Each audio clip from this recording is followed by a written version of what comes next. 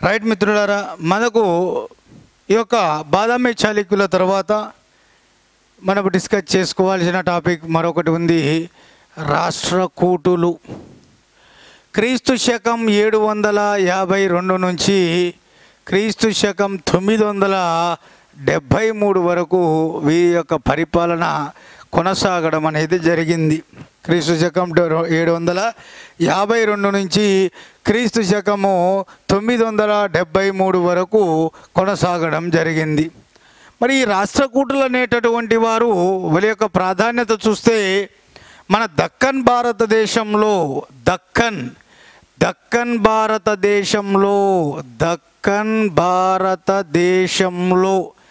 దక్కన్ భారతదేశంలో మధ్యయుగ ప్రారంభంలో ఒక సుస్థిరమైనటువంటి రాజ్యాన్ని స్థాపించుకున్నటువంటి వారుగా పేరుగాంచారు. దక్కన్ భారతదేశంలో మధ్యయుగ భారతదేశ చరిత్ర యొక్క ప్రారంభంలో ఒక సుస్థిరమైనటువంటి రాజ్యాన్ని స్థాపించుకొని పరిపాలించినటువంటి రాజవంశీయులుగా పేరుగాంచారు ఈ రాష్ట్రకూటులు. మరి ఈ రాష్ట్రకూటులు అనేటటువంటి వారు ఎవరికి సామంతులయ్యా అంటే బాదామి చాళుక్యులకు సామంతులు. బాదామి చాళుక్యులకు సామంతులు అయినటువంటి వాళ్ళే రాష్ట్రకూటులు. బాదామి చాళుక్యులైనటువంటి వాళ్ళను పతనం చేసి సామంత స్థాయి నుండి స్వతంత్ర స్థాయికి చేరుకొని సువిశాలమైన సామ్రాజ్యాన్ని ఏర్పాటు చేసుకున్నటువంటి వారు ఎవరయ్యా అంటే ఈ యొక్క బాదామి చాళుక్యులు అనేటటువంటి విషయం మీకు ఇక్కడ గుర్తు రావాలి. అంటే బాదామి చాళుక్యులకు మొట్టమొదటి రాష్ట్రకూటులు సామంతులు. వాళ్ళను ఓడించి సామంత స్థాయి నుంచి స్వతంత్ర స్థాయికి చేరుకున్నారు. మరి వీరు అత్యంత కీలకమైన 2 రాజధానులు ఏర్పాటు పరిపాలించారు. ఒకటి ఎల్లోరా, 2 మాన్యకేటం. ప్రస్తుతం ఇది మాల్ఖేడ్గా పిలువబడుతుంది. సో వీళ్ళు రాష్ట్రకూటులు 2 రాజధానులను చేసుకొని పరిపాలించారు. ఒకటి ఎల్లోరా, 2 మాన్యకేటం, అది ప్రస్తుతం మాల్ఖేడ్గా పిలువబడుతుంది. మరి వీరి యొక్క రాజ్య చిహ్నం ఏమిటయ్యా అంటే గరుడ పక్షి. బాదామి చాళుక్యులది వరాహం. సో రాష్ట్రకూటుల యొక్క రాజ్య చిహ్నం ఏంటంటే గరుడ పక్షి. వీళ్ళ రాజధానులు ఏంటంటే 2, ఒకటి ఎల్లోరా, 2 మాన్యకేటం. ప్రస్తుతం ఇది మాల్ఖేడ్గా పిలువబడుతుంది. వీరు బాదామి చాళుక్యులకు సామంతులుగా ఉంటూ వాళ్ళను ఓడించి పతనం చేసి సామంత స్థాయి నుంచి స్వతంత్ర స్థాయికి చేరుకోవడం అనేది జరిగిందని ఇక్కడ మీకు చెప్పడం జరిగింది. మరి ఇక్కడ అత్యంత కీలకమైన మరో విషయం ఏమిటంటే మరి ఈ రాష్ట్రకూటులకు సంబంధించినటువంటి వంశ చరిత్రకు సంబంధించిన సమాచారాన్ని చూసుకుంటే ఇక్కడ రాష్ట్రకూటులు అనేటటువంటి వారు యాదవ రాజైన సాత్యకి వంశస్థులుగా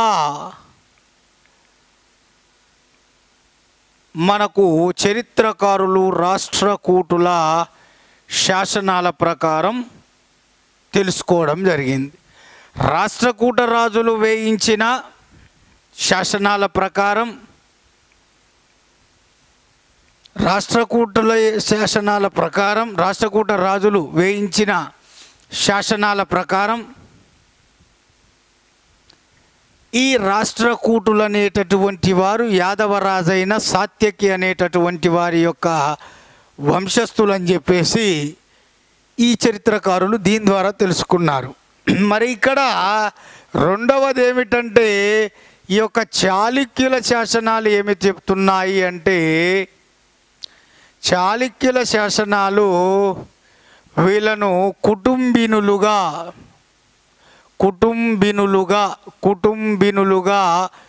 పేర్కొనడం జరిగింది.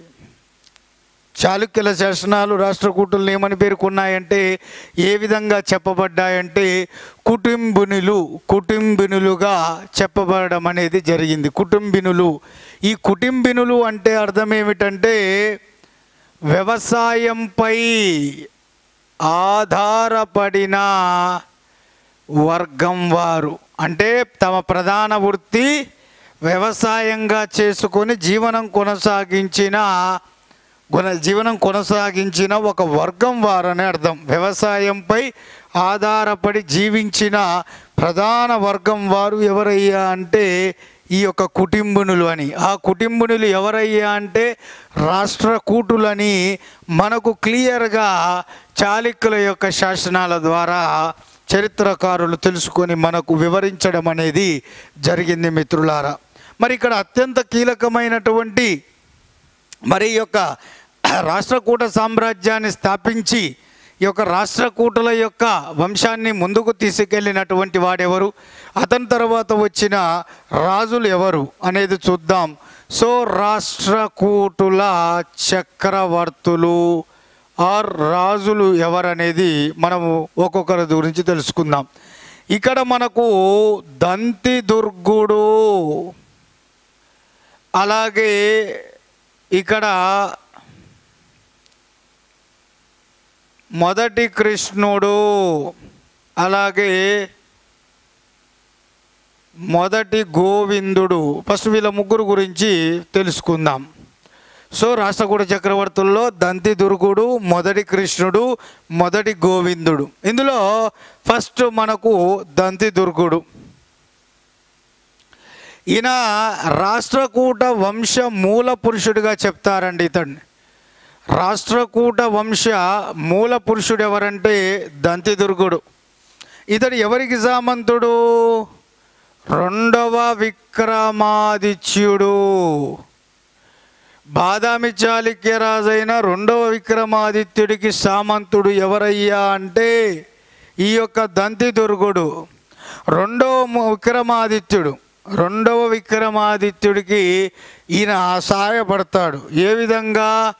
గుజరాత్పై అరబ్బులు దండయాత్రకు వచ్చినప్పుడు ఈ గుజరాత్ ప్రాంతం నుండి అరబ్బులను ప్రాలదోలుతాడు. వాళ్ళను ఓడించి వాళ్ళను గుజరాత్ ప్రాంతం నుండి అరబ్బులను తరిమివేస్తాడు.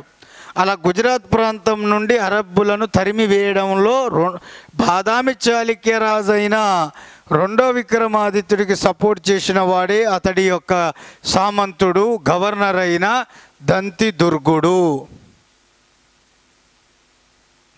మరి ఆ రెండో విక్రమాదిత్యుడు చనిపోయిన తరువాత బాదామి చాళుక్య రాజుల్లో చివరి వాడైన రెండవ కీర్తివర్మకు కూడా సామంతుడుగా ఉంటూ ఈయన అసమర్థతను, అల్లకల్లోల పరిస్థితులను ఆసరాగా చేసుకొని రెండవ కీర్తివర్మను ఓడించి వధించి బాదామి చాళుక్య వంశాన్ని అంతం చేసి ఈ యొక్క రాష్ట్రకూట వంశాన్ని స్థాపిస్తాడు. అంటే దంతిదుర్గుడు అనేవాడు ఈ యొక్క 752లో బాదామి చాళుక్య వంశాన్ని అంతం చేసి రాష్ట్రకూట వంశాన్ని స్థాపించి రాష్ట్రకూట వంశ మూల పురుషుడిగా పేరుగాంచడం జరిగింది. ఎవరయ్యా అంటే ఈ యొక్క దంతిదుర్గుడు. ఇతడు ప్రధానంగా ఎల్లోరా పట్టణాన్ని రాజధానిగా చేసుకొని పరిపాలన ప్రారంభించాడు. ఇతడు ఎల్లోరా పట్టణాన్ని రాజధానిగా చేసుకొని తన యొక్క పరిపాలనను ప్రారంభించాడు. అంతేకాదు ఈ యొక్క రాష్ట్రకూటుల్లో మొదటిసారిగా హిరణ్యగర్భ అనే బంగారు క్రతువును, హిరణ్యగర్భ అనే బంగారు క్రతువు లేదా బంగారు సంస్కారాన్ని నిర్వహించినవాడు. హిరణ్యగర్భ అనే బంగారు క్రతువు అంటే పుట్టుకతో క్షత్రియుడు కాకుండా క్షత్రియుడుగా పునర్జన్మను క్షత్రియుడిగా పునర్జన్మను ఎత్తేందుకు ఆనాటి రాజులు చేసే యాగం. పునర్జన్మ అంటే మళ్ళీ సావాలి, కానీ ఇక్కడ దాని అర్థం అది కాదు. జీవించి ఉన్నప్పుడే 4 వర్ణాలలో క్షత్రియుడుగా ఉన్నవాడు పరిపాలన చేయాలి. కానీ క్షత్రియుడు కానటువంటి ఇతర వర్ణాల వారు ఎవరైనా సరే, వాళ్ళు క్షత్రియుడు కాకుండా, పుట్టుకతో క్షత్రియుడు కాకుండా క్షత్రియుడుగా మరో జన్మను అంటే పునర్జన్మను ఎత్తేలా, పునర్జన్మను పొందడానికి బతికుండగానే పునర్జన్మను ఎలా పొందుతాడు అంటే ఈ యాగం ద్వారా. ఈ హిరణ్యగర్భ క్రతువు ఎవరైతే చేస్తారో వాళ్ళు పుట్టుకతో క్షత్రియులు కాకుండా ఈ యాగం చేస్తే వాళ్ళు క్షత్రియులుగా మారినట్టే దాని అర్థం. అందుకనే ఈ యొక్క దంతిదుర్గుడు కూడా పుట్టుకతో క్షత్రియుడు కాకుండా హిరణ్యగర్భ అనేటటువంటి ఒక బంగారు క్రతువు లేదా సంస్కారాన్ని నిర్వహించి క్షత్రియుడిగా పునర్జన్మనెత్తి ఈ యొక్క సింహాసనాన్ని అధిష్ఠించాడని చెప్పేసి చాలామంది చెప్తారు. మరి ఈయనకు సంబంధించిన సమాచారాన్ని వివరించేటటువంటి శాసనాలు ఏమిటయ్యా అంటే ఇందులో ఒకటి సమంగండ్ శాసనం, 2 ఎల్లోరా శాసనం. సో ఈయన గురించి వివరిస్తున్న శాసనాలు ఏమిటంటే సమంగండ్ శాసనం, అలాగే ఎల్లోరా శాసనం. సమంగండ్ శాసనం అలాగే ఎల్లోరా శాసనం, ఇవి 2 కూడా ఈ యొక్క దంతిదుర్గుడుకు సంబంధించినటువంటి ఆయన వేయించిన శాసనాలు, ఆయనకు సంబంధించిన సమాచారాన్ని వివరిస్తున్నాయి. సో ఇక్కడ దంతిదుర్గుడు వేయించిన శాసనాలు అన్నప్పుడు సమంగండ్ శాసనం అలాగే ఎల్లోరా శాసనం, ఇవి 2 కూడా మీరు గుర్తుంచుకోవాలి. సమంగండ్ శాసనం అలాగే ఎల్లోరా శాసనాలు, ఇవి 2 కూడా ఈయనకు సంబంధించిన సమాచారాన్ని వివరించడం అనేది జరుగుతుంది. ఇక దంతిదుర్గుడు విషయం చూస్తే ఈ దంతిదుర్గుడు బాదామి చాళుక్య అయిన 2వ కీర్తివర్మను ఓడించి రాజ్యానికి వచ్చినటువంటి ఇతడు ఈ యొక్క పల్లవులతో వైవాహిక సంబంధాలను కొనసాగించాడు. పల్లవులతో వైవాహిక సంబంధాలను కొనసాగించాడు. అందులో దంతిదుర్గుడు తన కుమార్తె అయిన రేవాదేవి దంతిదుర్గుడు తన కుమార్తె అయిన రేవాదేవిని ఏమి చేశాడయ్యా అంటే ఈ పల్లవరాజైన నందివర్మకిచ్చి పెళ్లి చేస్తాడు. యాక్చువల్గా దంతిదుర్గుడు పల్లవరాజైన నందివర్మను ఓడిస్తాడు. ఓడిపోడు మనోడే గెలుస్తాడు. దంతిదుర్గుడు కడపటి పల్లవరాజైన నందివర్మను ఓడించి నందివర్మకే తన కూతురునిచ్చి వివాహాన్ని జరిపిస్తాడు దంతిదుర్గుడు. తన కూతురు పేరు రేవ. అలా దంతిదుర్గుడు రాష్ట్రకూట వంశ మూల పురుషుడైన దంతిదుర్గుడు ఈ యొక్క తన కూతురైన రేవాదేవిని పల్లవరాజైన నందివర్మకు ఇవ్వడం అనేది జరుగుతుంది, పెళ్లి చేయడం జరుగుతుంది. అక్కడితో వైవాహిక సంబంధాలకు అక్కడ పునాది అనేది పడుతుంది. పల్లవులకు రాష్ట్రకూటులకు వైవాహిక సంబంధాలు పునాది పడ్డది దంతిదుర్గుడు మొదటి నందివర్మ యొక్క కాలంలో అని చెప్పేసి మనం ఇక్కడ క్లియర్గా చూడవచ్చు మిత్రులారా. మరి ఇక్కడ ఈ యొక్క దంతిదుర్గుడు అనేటువంటి వాడు వైదిక మతాభిమాని. మరి ఈ వైదిక మతాభిమాని కావడం చేత ఇతడు ముఖ్యంగా మొట్టమొదటిసారిగా ఈ దంతిదుర్గుడు తన రాజధానైనటువంటి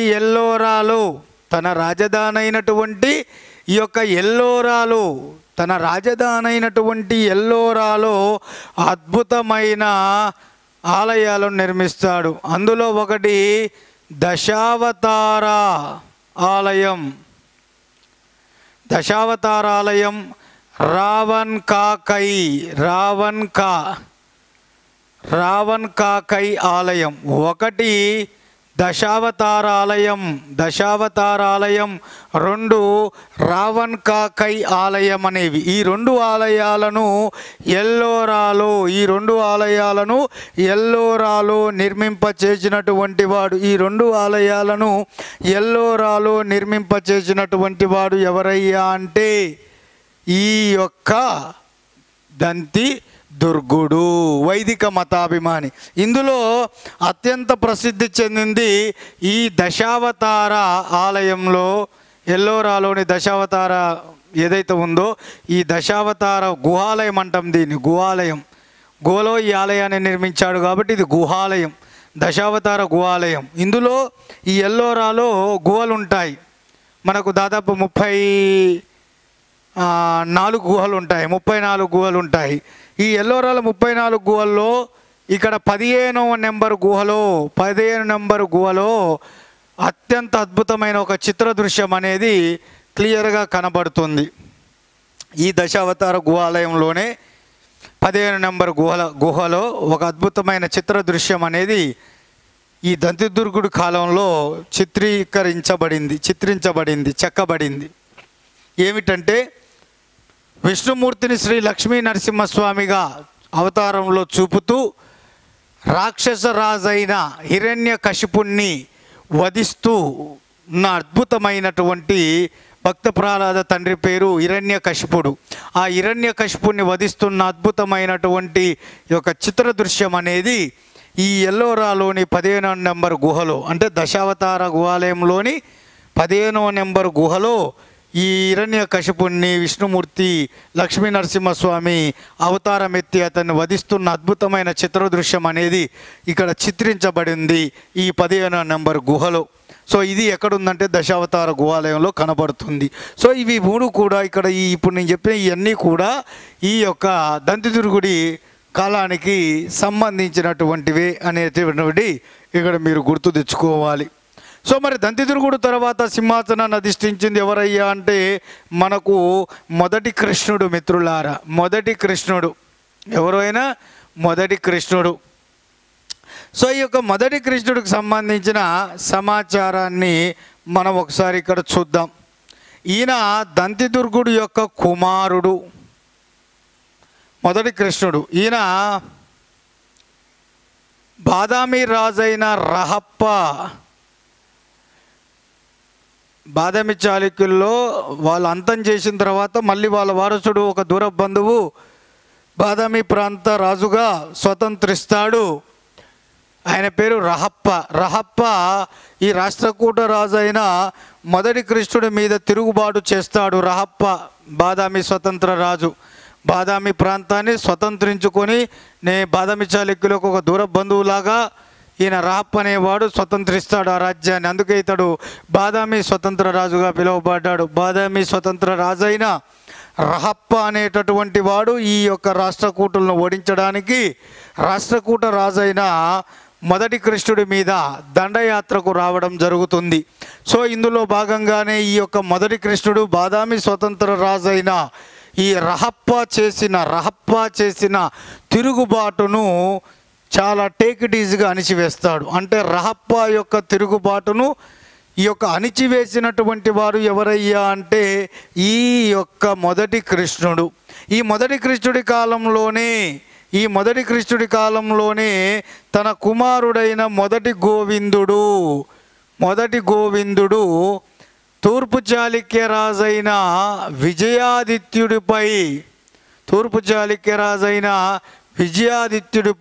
దండయాత్ర చేసి విజయాదిత్యుడిని ఓడిస్తాడు. మొదటి కృష్ణుడి యొక్క కుమారులు ఇద్దరు, గోవిందుడు, ధ్రువుడు. సో మొదటి కృష్ణుడి యొక్క పెద్ద కుమారుడు మొదటి గోవిందుడు. ఆ మొదటి గోవిందుడు తన తండ్రి మొదటి కృష్ణుడు చక్రవర్తిగా ఉన్నప్పుడు ఈ యొక్క విజయాదిత్యుడి పైన తూర్పు చాళుక్య లేదా వేంగి చాళుక్య రాజైన విజయాదిత్యుడి మీద దండయాత్ర చేసి విజయాదిత్యుడిని ఓడించడం జరిగింది. అప్పటి వరకు రాష్ట్రకూటులకు తూర్పు చాళుక్యులకు అసలు శత్రుత్వమే లేదు. రాష్ట్రకూటులకు తూర్పు చాళుక్యులకు అసలు శత్రుత్వమే లేదు. కానీ ఎప్పుడైతే ఈ మొదటి గోవిందుడు అనేవాడు విజయాదిత్యుడి మీద దండయాత్ర చేశాడో అప్పటి నుంచి ఇక్కడ వేంగి చాళుక్యులకు వర్సెస్ రాష్ట్రకూటులకు, వేంగి చాళుక్యులకు వర్సెస్ రాష్ట్రకూటులకు మధ్య వైరం అనేది, వేంగి చాళుక్యులకు వర్సెస్ రాష్ట్రకూటులకు మధ్య వైరం అనేది కొనసాగడం జరిగింది. వేంగి చాళుక్యులకు మరియు రాష్ట్రకూటులకు మధ్య వైరము ఎవరి కాలం నుండి కొనసాగిందంటే ఈ యొక్క మొదటి కృష్ణుడి కాలం నుండి కొనసాగింది. దానికి కారణం మొదటి కృష్ణుడి కొడుకైన మొదటి గోవిందుడు తూర్పు చాళుక్య రాజైన విజయాదిత్యుని మీద దండయాత్ర చేసి ఓడించడం. మరి ఈ మొదటి కృష్ణుడి కాలంలో జరిగిన మరొక ముఖ్యమైనది ఏమిటంటే ఈయన కూడా వైదిక మతాభిమాని, తండ్రిలాగా వైదిక మతాన్ని అనుసరించాడు. అందులో భాగంగానే ఈ యొక్క తన రాజధానైన ఎల్లోరాలో ఈ యొక్క కైలాసనాథ దేవాలయాన్ని నిర్మించాడు. మొదటి కృష్ణుడు తన రాజధానైన ఎల్లోరాలో నిర్మించిన దేవాలయం కైలాసనాథ దేవాలయం. కానీ ఈ నిర్మాణం ఇతని కాలంలో పూర్తి కాలేదు. ఎల్లోరాలో రాష్ట్రకూటుల కాలం నాటి కైలాసనాథ దేవాలయం మొదటి కృష్ణుడి కాలంలో ప్రారంభించబడింది. కొంత భాగం మాత్రమే నిర్మించబడింది. మరి ఈ నిర్మాణానికి ఎన్ని సంవత్సరాలు సమయం పట్టిందంటే మీ మనసులో ఏం రావాలంటే 100 సంవత్సరాలు. ఎన్ని సంవత్సరాలు? 100 సంవత్సరాలు. సో రాష్ట్రకూటుల కాలంలో ఎల్లోరాలో కైలాసనాథ దేవాలయ నిర్మాణం అనేది జరిగింది, కాదనట్లేదు. దాన్ని ప్రారంభించింది మొదటి కృష్ణుడు, కానీ కొంత భాగం మాత్రమే నిర్మించబడింది. మొత్తం ఆ నిర్మాణం, ఆ దేవాలయం పూర్తయ్యేంత వరకు ఆ దేవాలయ నిర్మాణానికి పట్టినటువంటి సమయం ఎంత అయ్యా అంటే 100 సంవత్సరాలు. మిత్రులారా, ఎన్ని సంవత్సరాలు? 100 సంవత్సరాలు. ఇక్కడ ఈ విషయాన్ని కూడా మీరు గుర్తుంచుకోవాలి. 100 సంవత్సరాలు టైం పడుతుంది. ఇక్కడ ఎల్లోరాలో కైలాసనాథ దేవాలయాన్ని నిర్మించింది రాష్ట్రకూటులు, ఎల్లోరాలో కైలాసనాథ దేవాలయాన్ని నిర్మించింది రాష్ట్రకూటులు. మరి కంచిలో కైలాసనాథ దేవాలయాన్ని నిర్మించింది ఎవరయ్యా అంటే పల్లవులు. అక్కడ కైలాసనాథ దేవాలయమే, ఇక్కడ కైలాసనాథ దేవాలయమే, ప్లేసులు చేంజ్. అక్కడ పల్లవులు కంచి లేదా కాంచీపురంలో నిర్మిస్తే ఇక్కడ రాష్ట్రకూటులు ఎల్లోరాలో నిర్మించడం జరిగింది. గది ముచ్చట. సో మరి మొదటి కృష్ణుడి తర్వాత మొదటి గోవిందుడు, ఇతడు మొదటి కృష్ణుడు యొక్క పెద్ద కుమారుడు. మొదటి కృష్ణుడి యొక్క పెద్ద కుమారుడు మొదటి గోవిందుడు. యాక్చువల్గా తన తండ్రి తర్వాత వీడు సింహాసనంకి రావాలి, కానీ ఈ యొక్క సింహాసనం కొరకు ఈ యొక్క మొదటి గోవిందుడు వారసత్వ పోరు అనేది చేయడం జరుగుతుంది. వారసత్వ పోరు. సో వారసత్వ పోరు ప్రారంభమవుతుంది. ఈ వారసత్వ పోరు అనేది ఇక్కడ ఒకసారి మనం చూసుకుంటే మిత్రులారా, ఇక్కడ అత్యంత కీలకమైనటువంటిది మొదటి కృష్ణుడు పెద్ద కుమారుడు మొదటి గోవిందుడికి, అలాగే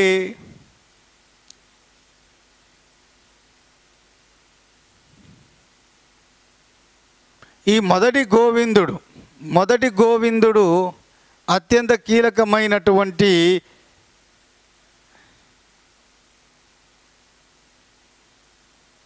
ధ్రువుడు. సో మొదటి గోవిందుడికి ధ్రువుడికి సొంత అన్నదమ్ములకి వారసత్వ పోరు అనేది స్టార్ట్ అవుతుంది. సో ఇందులో మొదటి గోవిందుడు మరియు ధ్రువుడు, మొదటి గోవిందుడు ధ్రువుడు. సో మొదటి గోవిందుడికి సపోర్ట్ ఇచ్చిన వాడు 4వ విష్ణువర్ధనుడు. వీడు ఎవరంటే తూర్పు లేదా వేంగి చాళుక్య రాజు. మరి ధ్రువుడికి సపోర్ట్ చేసిన వాడు ఎవరంటే మొదటి అరికేసరి.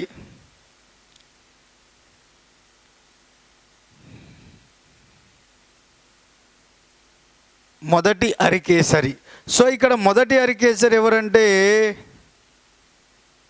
వేములవాడ చాళుక్య రాజు.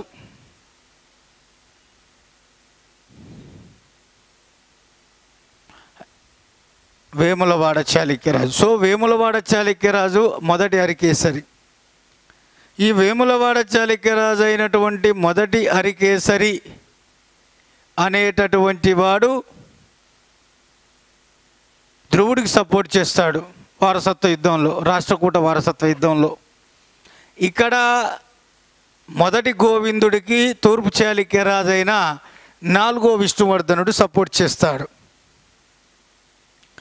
సో ఇందులో వేములవాడ చాళుక్యరాజైన మొదటి హరికేసరి నేతృత్వంలోని సైన్యం, ధ్రువుడు నేతృత్వంలోని సైన్యం మొదటి గోవిందుడిని మరియు అతనికి సపోర్టుగా వచ్చిన నాలుగవ విష్ణువర్ధనుణ్ణి ఓడించి సంయుక్తంగా ఓడించడం అనేది జరుగుతుంది. దీంతో మొదటి గోవిందుడు వారసత్వ యుద్ధంలో ఓడిపోయి సింహాసనాన్ని వదిలిపెట్టడం జరుగుతుంది. అలా తన అన్నను వారసత్వ యుద్ధంలో ఓడించి, తన సోదరుణ్ణి వారసత్వ యుద్ధంలో ఓడించి, ఈ యొక్క మొదటి కృష్ణుడి యొక్క రెండో కుమారుడైనటువంటి ధ్రువుడు అనేటటువంటి వాడు ఈ యొక్క సింహాసనాన్ని, రాష్ట్రకూట సింహాసనాన్ని అధిష్ఠించాడు. రాష్ట్రకూటుల్లో జరిగిన మొదటి వారసత్వ యుద్ధం ఏంటంటే ఇదే. మొదటి కృష్ణుడు కుమారులైన మొదటి గోవిందుడికి ధ్రువుడికి మధ్య జరుగుతుంది. ఇందులో మొదటి గోవిందుడికి తూర్పు చాళుక్య రాజైన నాలుగో విష్ణువర్ధనుడు సపోర్ట్ చేస్తాడు. అలాగే ఇక్కడ ధ్రువుడికి వేములవాడ చాళుక్య రాజైన మొదటి హరికేసరి సపోర్ట్ చేస్తారు. మరి ఇందులో గెలిచింది ఎవరంటే వేములవాడ చాళుక్య రాజు మొదటి హరికేసరి, ధ్రువుడు, వీళ్ళిద్దరూ గెలుస్తారు, వాళ్ళిద్దరూ ఓడిపోతారు. అలా గోవిందుడు సింహాసనాన్ని కోల్పోయి ధ్రువుడు ఆ సింహాసనాన్ని చేజిక్కించుకొని రాష్ట్రకూట రాజుగా ఈయన రావడం జరుగుతుంది. సో నెక్స్ట్ మిగతాది చూద్దాం.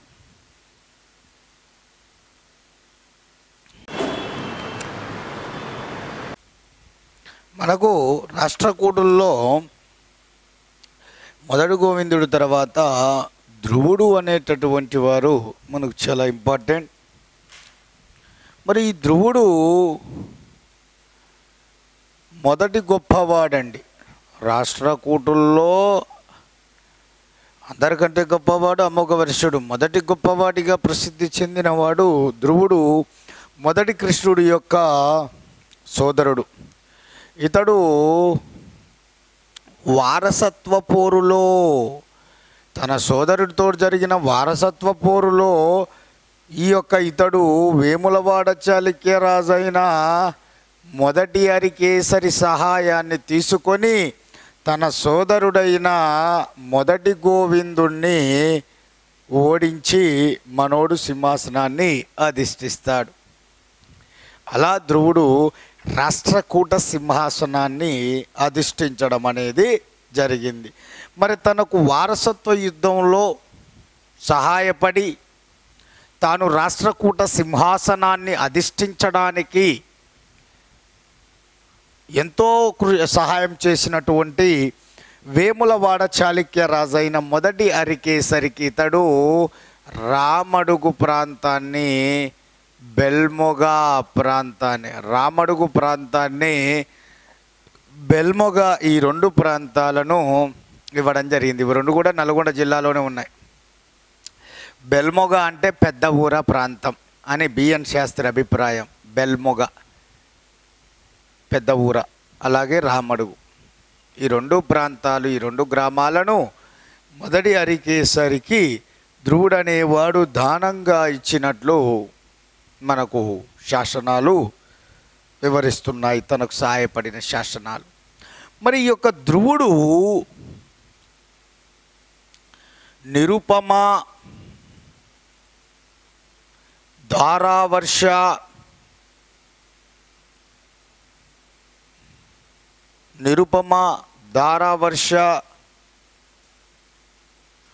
కవివల్లభ, శ్రీవల్లభ వంటి బిరుదులతో పిలువబడ్డాడు. నిరుపమ, ధారావర్ష, కవివల్లభ, శ్రీవల్లభ వంటి బిరుదులతో పిలువబడ్డాడు ధ్రువుడు. ఇవి ధ్రువుడి యొక్క బిరుదులు. ఇందులో దంతిధ్రువుడు బిరుదులు పృథ్వీవల్లభ, ఖడ్గావలోక. ఇవి రాష్ట్రకూట వంశం మూల పురుషుడైన దంతిదుర్గుడు బిరుదులు పృథ్వీవల్లభ, ఖడ్గావలోక. ఇదేమో ధ్రువుడి యొక్క బిరుదులు నిరుపమ, ధారావర్ష, కవివల్లభ, శ్రీవల్లభ. మరి ఈ యొక్క ధ్రువుడు పూర్తి స్థాయిలో సింహాసనం అధిష్ఠించిన తర్వాత మనోడు ఫస్ట్ చేసింది పల్లవులను ఓడించి వారిని సామంతులుగా చేసుకున్నాడు. తన రాజ్యాన్ని అద్భుతమైన దిగ్విజయాత్రలతో కొనసాగిస్తూ కావేరీ నది వరకు తన రాజ్యాన్ని విస్తరించడం జరిగింది. మూడోది ఏంటంటే త్రైపాక్షిక పోరాటంలో, త్రైపాక్షిక సంగ్రామంలో పాల్గొని ఈ యొక్క విజయాన్ని సాధించాడు. ఇవి మూడు కూడా చాలా ఇంపార్టెంట్. ధ్రువుడు పల్లవులను ఓడించి వాళ్ళ మీద ఆధిపత్యాన్ని సంపాదించి వాళ్ళను సామంతులుగా చేసుకున్నాడు. తన దిగ్విజయాత్రలతో కర్ణాటకలోని కావేరీ నది వరకు తన యొక్క రాజ్య విస్తరణ చేసుకుంటూ పోవడం జరిగింది. అలాగే మూడవది, తొలిసారిగా ఇతడు ఉత్తర భారతదేశం మీదికి దండయాత్రలు కొనసాగించాడు. అందులో ఉత్తర భారతదేశంలో ముఖ్యంగా గంగా నది పరివాహక ప్రాంతంలో అత్యంత శక్తివంతమైన, సంపద కలిగిన, అత్యంత సహజ వనరులతో కూడుకున్న ప్రాంతం కనౌజ్. అటువంటి ఈ కనౌజ్ ప్రాంతం మీద ఆధిపత్యం కొరకు రాజపుత్ర రాజ్యాలు నిరంతరం యుద్ధాలు చేసేవి. అందులో ముఖ్యమైనటువంటివి రాజపుత్ర రాజ్యాలలో ప్రతిహార రాజ్యం ఒకటి, రెండోది ఏంటంటే పాలవంశం, ఇదేమో ప్రతిహార వంశం. వీళ్ళిద్దరికీ కనౌజ్ మీద ఆధిపత్యం కొరకు ఎప్పుడు గొడవలు జరిగేవి.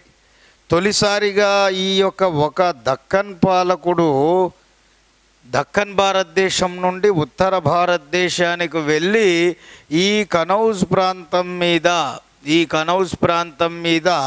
ఆధిపత్యాన్ని సంపాదించడం కోసం ఈ ధ్రువుడు అనేవాడు వీళ్ళిద్దరికి వ్యతిరేకంగా ఈ ధ్రువుడు అనేవాడు ఈ త్రైపాక్షిక పోరాటం లేదా త్రైపాక్షిక సంగ్రామం అనేది జరిగింది. ఈ త్రైపాక్షిక సంగ్రామం ఎవరెవరికి మధ్య జరిగింది అంటే ప్రతిహార రాజులు, పాలరాజులకు మరియు రాష్ట్రకూటులకు, ప్రతిహార, పాలవంశం, రాష్ట్రకూటులకు మధ్య జరిగింది. మిత్రులారా, ఇది మనకు ఏమిటయ్యా అన్నప్పుడు దీని యొక్క మీ యొక్క ఆలోచన ఎలా ఉండాలంటే ఇది 100కు 100% ఇది త్రైపాక్షిక సంగ్రామం కోసం జరిగినటువంటి యుద్ధం నాయన.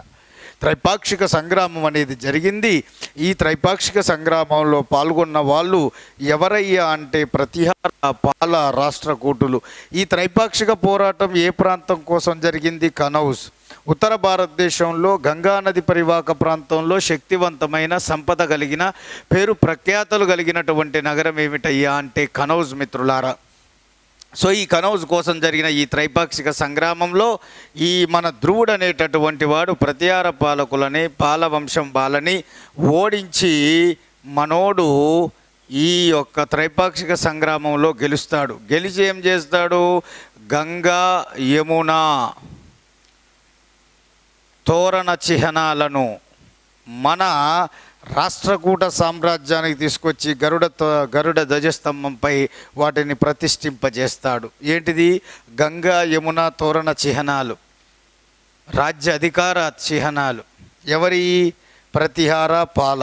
ప్రతిహారకు సంబంధించిన గంగా నది తోరణ చిహ్నం, పాలవంశానికి సంబంధించిన యమునా నది తోరణ చిహ్నం. ఇలా ఈ రెండు రాజ్యాలను ఓడించి వాళ్ళ యొక్క రాజ్య తోరణ చిహ్నాలుగా పేరుగాంచిన గంగా యమున తోరణ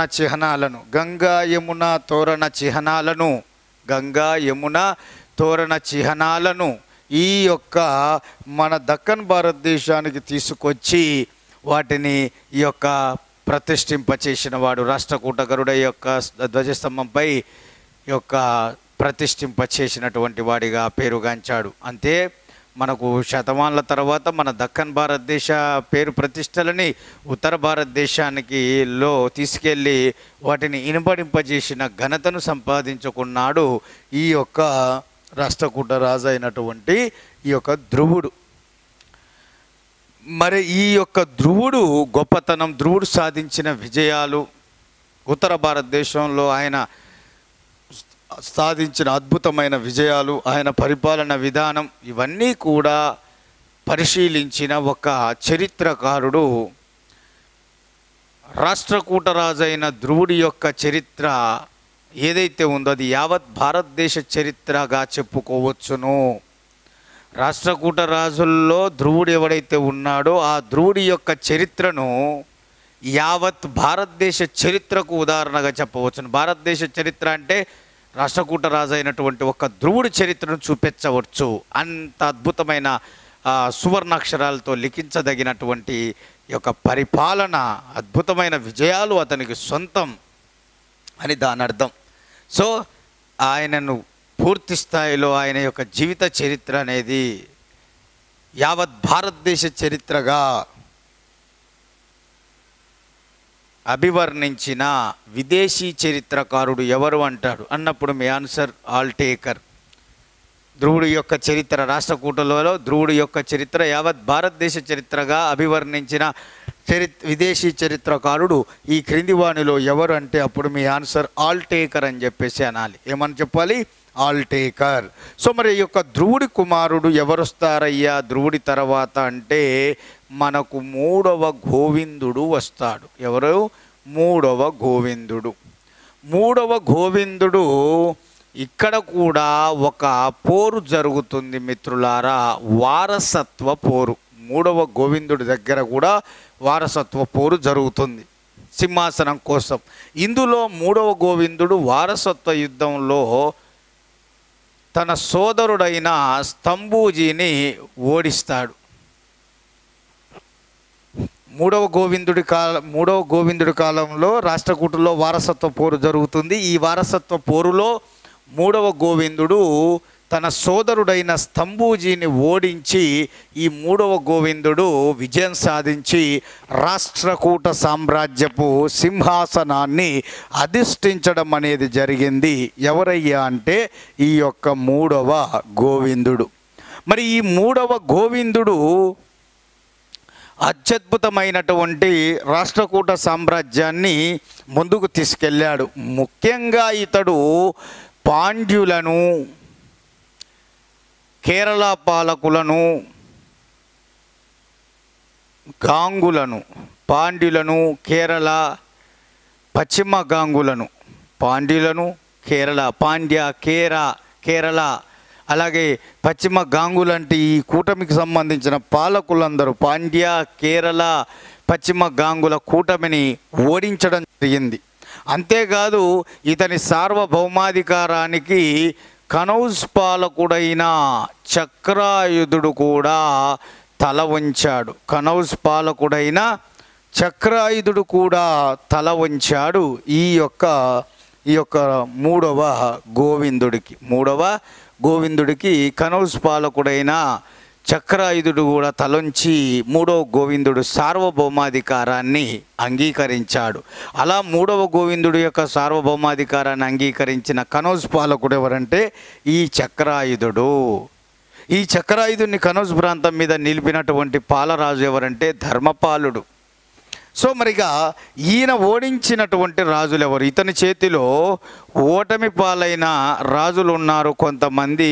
వాళ్ళు చూస్తే ఇక్కడ పల్లవులలో ఎవరు, అలాగే మనకు ప్రతిహారలో ఎవరు, అలాగే పాలవంశంలో ఎవరు, అలాగే తూర్పు చాళుక్యులలో ఎవరు? సో ఇతడేమో చక్రాయుధుడు యుద్ధం చేయకుండా ఆయన సార్వభౌమాధికారాన్ని అంగీకరించాడు. ఇక్కడ నేను రాసిన ఈ 4 వంశాలకు చెందిన రాజులు అనేటటువంటి వారు ఇందులో మూడవ గోవిందుడి చేతిలో భారీ ఓటమిని ఎదుర్కోవడం జరిగింది. మూడవ గోవిందుడి చేతిలో భారీ ఓటమిని ఎదుర్కోవడం జరిగింది మిత్రులారా. మరి ఇక్కడ చూసుకున్నట్లయితే పల్లవుల్లో ఇక్కడ దంతివర్మ అనేవాడు ఓడిపోయాడు. ప్రతిహార రాజుల్లో 2వ నాగభటుడు ఓడిపోయాడు. పాలవంశంలో ధర్మపాలుడు ఓడిపోయాడు. తూర్పు చాళుక్యుల్లో 2వ విజయాదిత్యుడు. సో ఒకసారి ఇక్కడ మనం చూసుకున్నట్లయితే పల్లవుల రాజైన దంతివర్మను ఓడించాడు. ప్రత్యార రాజైన రెండవ నాగభటుణ్ణి ఓడించాడు. పాలవంశానికి చెందిన ధర్మపాలుణ్ణి ఓడించాడు. తూర్పు చాళుక్య రాజైన రెండవ విజయాదిత్యుని ఓడించాడు. వీళ్ళ 4 రాజవంశాలు చెందిన రాజులను కేరళ పాండ్యులు, పశ్చిమ గాంగుల కూటమిని ఓడించాడు. ఇక కనౌజ్ పాలకుడు చక్రాయుధుడైతే 3వ గోవిందుడి యొక్క సార్వభౌమాధికారాన్ని అంగీకరించడం అనేది జరిగింది. అంత అత్యున్నతమైనటువంటి దిశగా ఈ యొక్క రాష్ట్రకూట సామ్రాజ్యాన్ని విస్తరింపజేసినటువంటి రాజుగా ఈ యొక్క 3వ గోవిందుడు అనేటటువంటి వాడు పేరుగాంచడం అనేది జరిగింది. ఇక్కడ ఈ విషయాన్ని కూడా మీరు గమనించాలి. మరి ఇక్కడ మనకు మన ఈ 3వ గోవిందుడి తర్వాత 3వ గోవిందుడి కుమారుడు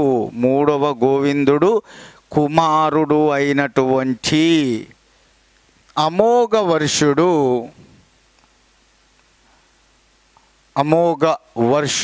అనేటటువంటి వాడు సింహాసనానికి వస్తాడు. అమోఘవర్షుడు ఈయన ఎవరి యొక్క కుమారుడు? 3వ గోవిందుడి యొక్క కుమారుడు. 3వ గోవిందుడు తర్వాత ఆ గోవిందుడు కుమారుడైన అమోఘవర్షుడు ఈ యొక్క అత్యద్భుతమైనటువంటి రాష్ట్రకూట సామ్రాజ్యపు సింహాసనాన్ని అధిష్ఠించడం అనేది జరిగింది మిత్రులారా. మరి ఇక్కడ అమోఘవర్షుడి గురించి వివరిస్తున్న శాసనాల్లో ఆయన వేసినటువంటి సంజన్ శాసనం చాలా ఇంపార్టెంట్. ఏంటిది? సంజన్ శాసనం అనేది ఏ రాష్ట్రకూట రాజు వేయించాడంటే అమోఘవర్షుడు. సో అమోఘవర్షుడు వేయించిన సంజన్ శాసనం అనేది అమోఘవర్షుడి యొక్క పరిపాలన గురించి వివరించడం అనేది జరుగుతుంది. అలాగే ఈయనకు సంబంధించిన సమాచారాన్ని వివరించే మరొక ఆధారం ఏమిటంటే అరబ్ దేశానికి చెందిన సులేమాన్ అనేటటువంటి రాయబారి, అరబ్ దేశానికి సంబంధించిన సులేమాన్ అనే రాయబారి రాష్ట్రకూట రాజైన అమోఘవర్షుడి యొక్క కాలంలో ఇతని యొక్క ఆస్థానాన్ని సందర్శిస్తాడు. ఈయన పరిపాలన విధానాన్ని అబ్జర్వ్ చేస్తాడు. ప్రజల యొక్క జీవన స్థితిగతులు గమనిస్తాడు. వాటి కోసం రాజు పడేటటువంటి కృషిని చూస్తాడు. ఇవన్నీ గమనించి నేను చూస్తున్నటువంటి చక్రవర్తుల్లో, ప్రపంచంలోని చక్రవర్తుల్లో ఈ యొక్క అమోఘవర్షుడు కూడా ఒక ముఖ్య స్థానాన్ని సంపాదించుకున్నాడు. ప్రపంచంలోని మేటి చక్రవర్తుల్లో ఈ అమోఘవర్షుడు ఒకడు. అంత అద్భుతమైనటువంటి రాజు, అద్భుతమైనటువంటి పరిపాలన చేశాడంటూ ప్రపంచంలోని మేటి చక్రవర్తుల్లో ఈ అమోఘవర్షుడు ఒకటంటూ ప్రపంచ చక్రవర్తులతో మన అమోఘవర్షుడిని పోల్చినటువంటి వాడు తన గ్రంథంలో ఈ యొక్క అరబ్ దేశానికి చెందిన రాయబారి సులేమాన్.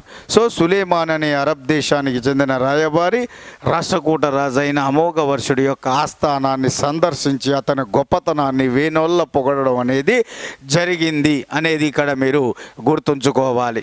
మరి ఇక్కడ ఈ శాసనాలు వీటి ప్రకారంగా చూస్తే రాష్ట్రకూట రాజులందరిలోకెల్లా గొప్పవాడు, తొలి గొప్పవాడు ధ్రువుడైతే రాష్ట్రకూట రాజులందరిలోకెల్లా గొప్పవాడు ఎవరయ్యా అంటే ఈ యొక్క అమోఘవర్షుడు. ఈ యొక్క అమోఘవర్షుడి యొక్క అసలు పేరు ఏమిటయ్యా అంటే నృపతుంగుడు. అమోఘవర్షుడి యొక్క అసలు పేరు నృపతుంగుడు.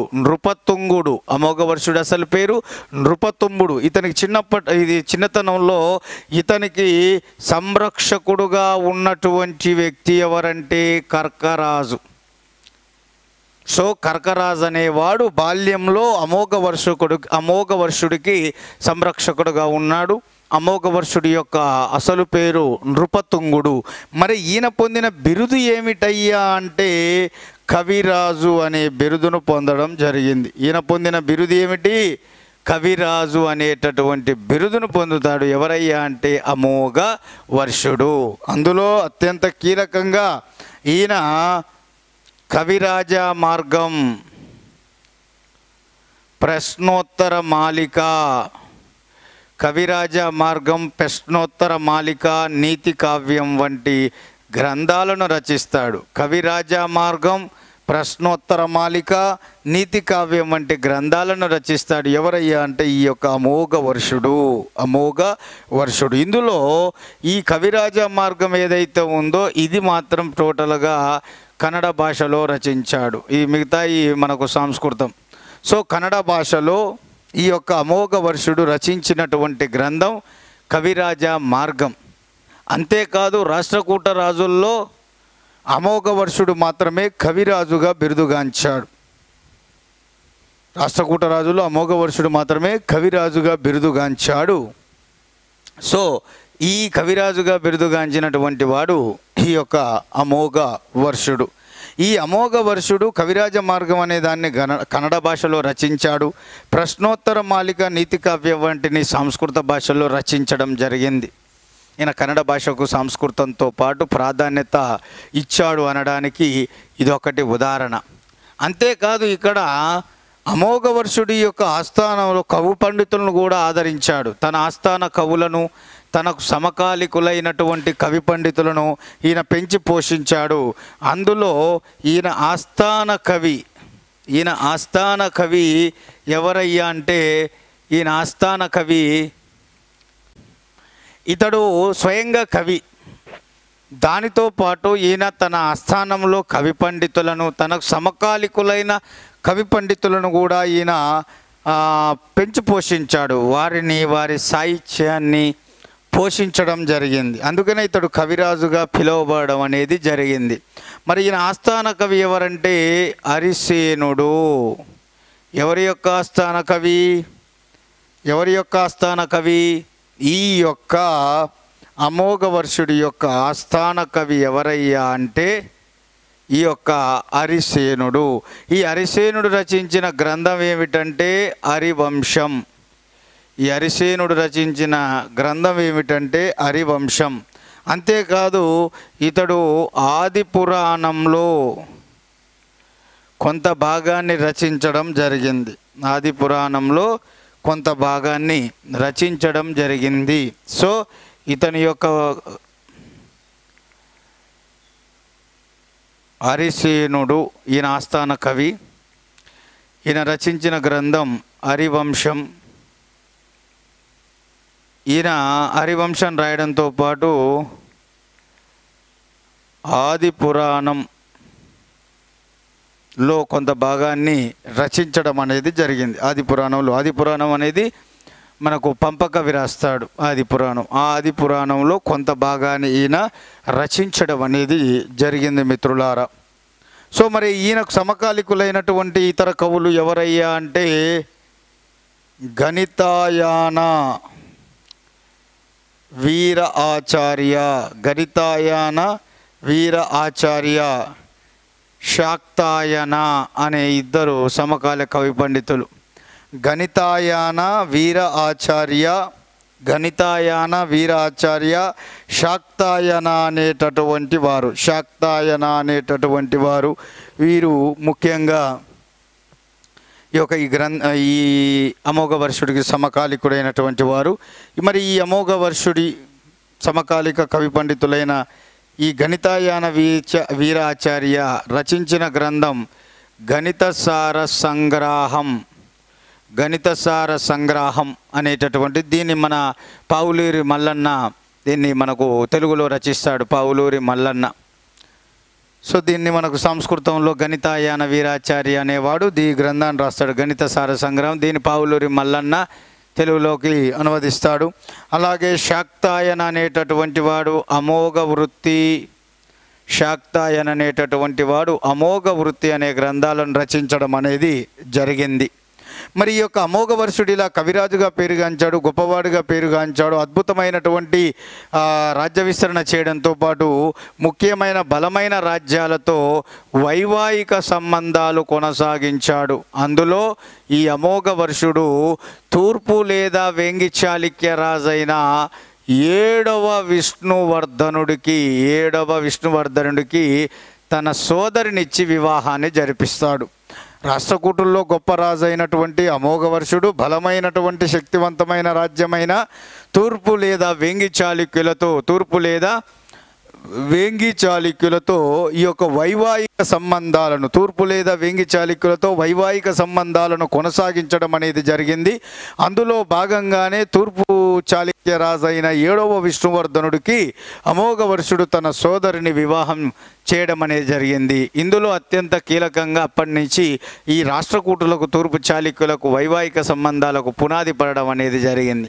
అంతేకాదు మిత్రులారా, ఈ యొక్క అమోఘవర్షుడు మాన్యకేటం అనే కొత్త నగరాన్ని నిర్మిస్తాడు. మాన్యకేటం అనే కొత్త నగరాన్ని నిర్మిస్తాడు. అది ఇప్పుడు ప్రస్తుతం మాల్ఖేడ్గా పిలువబడుతుంది. ఈ మాన్యకేటం అనే కొత్త పట్టణాన్ని నిర్మించిన నిర్మాతగా అమోఘవర్షుడు పేరుగాంచాడు. మాన్యకేటం అనే నగరాన్ని రాష్ట్రకూటుల్లో నూతనంగా నిర్మించిన రాజు ఎవరంటే అమోఘవర్షుడు. ఆ నగరాన్ని నూతనంగా నిర్మించడంతో పాటు రాష్ట్రకూటుల రాజధాని ఎల్లోరా నుండి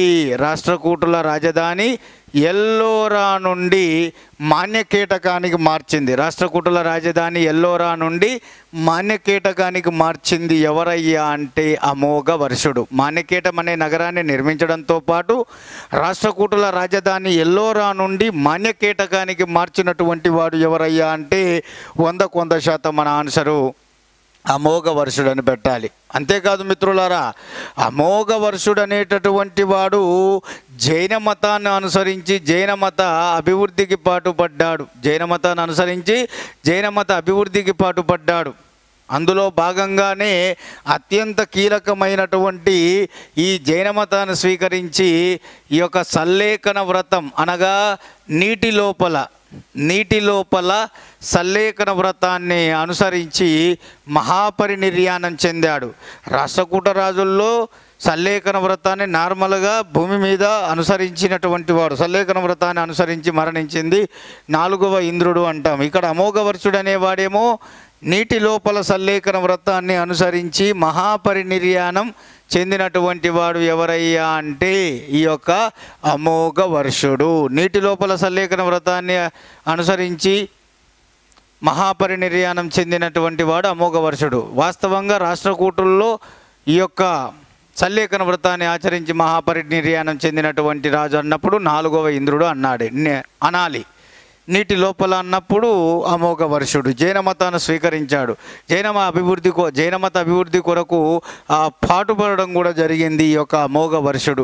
మరి అమోఘవర్షుడు అత్యంత కీలకమైనటువంటి ఈ అమోఘవర్షుడు నేటి ఎల్లోరాలోని 33వ నెంబర్ గుహలో కోట కైలాస ఆలయం ఎల్లోరా గుహలో 33వ నెంబర్ ఎల్లోరా ప్రాంతంలో ఉన్న ఎల్లోరా గుహల్లో 33వ నెంబర్ గుహ అనేది ఏదైతే ఉందో ఆ గుహలో మనోడు దాన్ని కోట కైలాస గుహాలయంగా దాన్ని నిర్మించడం జరిగింది. 33వ నెంబర్ గుహ ఏదైతే ఉందో దాన్ని అతడు కోట కైలాస గుహాలయంగా దాన్ని ఏర్పాటు నిర్మించడం అనేది జరిగింది అమోఘవర్షుడు. ఇతడు స్వతహాగా జైన మతాభిమాని. ఇతని ఆస్థానాన్ని సందర్శించిన అరబ్ యాత్రికుడు సులేమాన్ అనేటటువంటి విషయం గుర్తు రావాలి. సో మరిగా ఈయన ఎవరితో వైవాహిక సంబంధాలు కొనసాగించాడంటే తూర్పు చాళుక్య రాజులతో వైవాహిక సంబంధాలను కొనసాగించాడు. ఈయన వేసిన శాసనం సెంజన్ శాసనం. ఈయన కొత్తగా నిర్మించిన పట్టణం మాన్యకేట అనేది ఈ యొక్క ఎల్లోరా నుంచి మాన్యకేటానికి రాజధాని ఇతని కాలంలోనే నిర్మించబడ్డది. ఈ కవిరాజుగా పేరుగాంచాడు. కన్నడ భాషలో కవిరాజ మార్గం అనే గ్రంథాన్ని రాశాడు. జల సమాధి అంటే నీటి లోపల సల్లేఖన వ్రతాన్ని ఆచరించి మహాపరినిర్యాణం చెందినటువంటి రాష్ట్రకూట రాజులందరిలోకెల్లా గొప్ప రాజు అమోఘవర్షుడు. ఈయన అసలు పేరు నృపతుంగుడు అనేటటువంటి విషయాలు మీరు ఈ యొక్క క్లియర్గా గుర్తుపెట్టుకుంటే సరిపోతుంది. మరి నెక్స్ట్ మనకి ఇక్కడ అత్యంత కీలకమైనటువంటి అమోఘవర్షుడు కుమారుడైన 3వ ఇంద్రుడు, 2వ కృష్ణుడు, 3వ కృష్ణుడు, కొట్టెగా, అలాగే కర్కరాజుకు సంబంధించిన సమాచారాన్ని మనం చూద్దాం. ఇక్కడ మనకు అమోఘవర్షుడి తర్వాత మరి మిగిలినటువంటి రాజులు ఎవరు అనేది ఒకటి చూస్తే 3వ ఇంద్రుడు, అలాగే రెండవ కృష్ణుడు, మూడవ కృష్ణుడు కొచ్చెగా, చివరివాడు కర్కరాజు. సో ఇక్కడ కర్కరాజు అనేవాడు చివరివాడు. సో మూడవ ఇంద్రుడు. ఈయన అమోఘవర్షుడి యొక్క కుమారుడు. అమోఘవర్షుడి యొక్క కుమారుడు అంటే రాష్ట్రకూటుల్లో